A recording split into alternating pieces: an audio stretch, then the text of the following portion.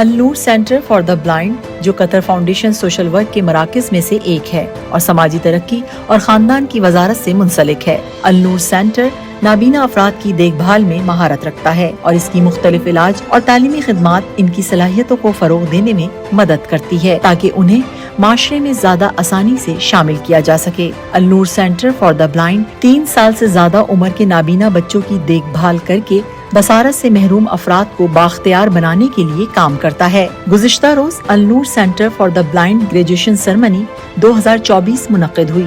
اس تقریب میں وزیر محنت ڈاکٹر علی بن سمیخ المری، سماجی ترقی اور خاندان کی وزیر محترمہ مریم بنت علی بن ناصر المسند، کھیل اور نوجوانوں کے وزیر شیخ حمد بن خلیفہ بن حمد آل ثانی اور وزیر انصاف ابراہیم بن علی المہندی اور دیگر معززین اور طلباء نے شرکت کی۔